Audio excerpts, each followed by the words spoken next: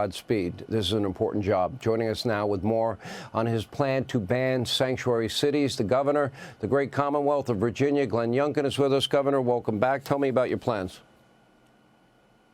Sean, thank you. First of all, this is just basic common sense. There's no controversy here. If you are not in this country legally and you commit a crime, you get a one-way ticket out of here.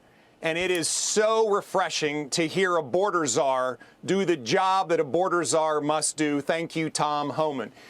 Today in Virginia, we made it very clear. I presented a clear pathway for us to first make sure that localities, mayors, boards of supervisors, and city councils must comply with ICE. And second of all, if you don't, I'm going to take away your funding. Bottom line is Virginians have been suffering. Every state is a border state, and we've seen the Biden administration unleash chaos.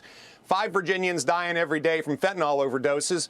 But even worse, literally criminals who are in jail in our criminal justice system being let loose and then committing horrendous crimes, sexual assaults of young women, murders, and just recently, of course, a Honduran illegal immigrant who had been in 29 encounters with law enforcement, released because Fairfax County did not want to cooperate with ICE, who then subsequently commits a violent rape. This must stop, and I can't tell you how much it pleases me to know that we have a president and a border czar who are going to work with us to put a stop to this chapter that has been a horrific reminder that we are a nation of laws, and if we do not enforce the laws and protect our citizens, we are not doing the primary job we are elected to do. When your opening statement, you said if there are people in this country that are illegal, that have committed criminal acts, but isn't the act of entering the country without permission and authority, isn't that in and of itself illegal? Doesn't that make everyone that entered this country illegal without proper documentation, permission? Sean, if we just begin with the reality that in our prisons and jails, there are thousands upon thousands of illegal immigrants who have committed violent crimes. In Virginia, in our state corrections departments, we have nearly 1,000 illegal immigrants who have committed a violent crime. We are fully cooperating with ICE, and we will make sure that those people are deported. And this is the first place to start.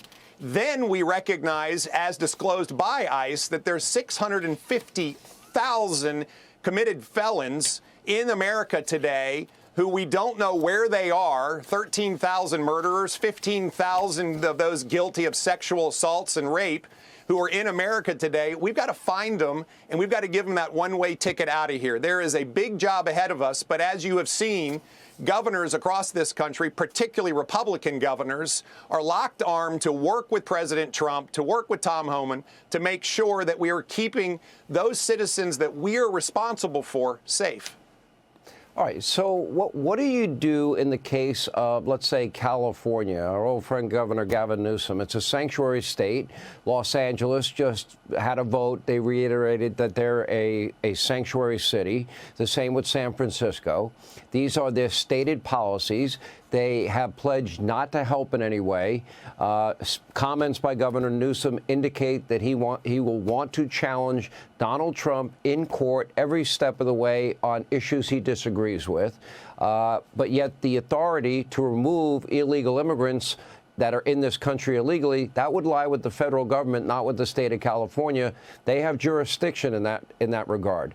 So what do you do in that case when there's going to be that conflict?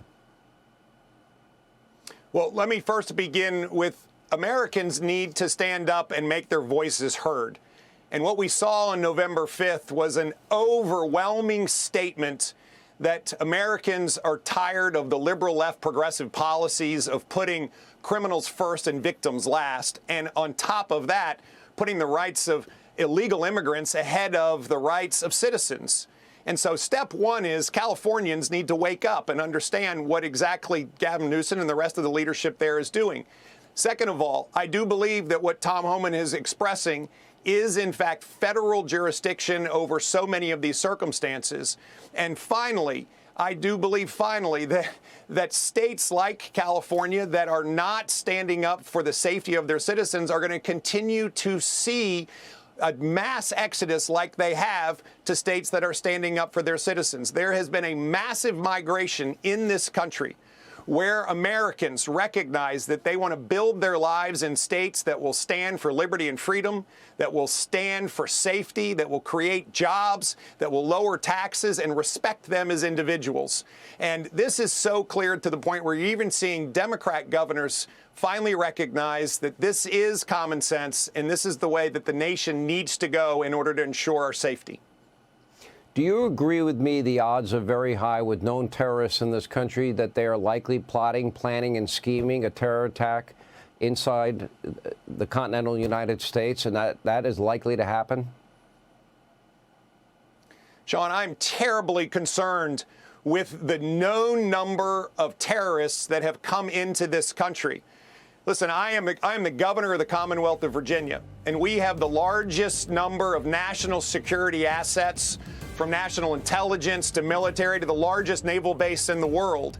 And we are on high alert all the time with regards to the threat that the open border has presented to us. We must be vigilant, and the first step is to make sure that we're sending people one way out of this country when they commit a crime. Hey, Sean Hannity here. Hey, click here to subscribe to Fox News YouTube page and catch our hottest interviews and most compelling analysis. You will not get it anywhere else.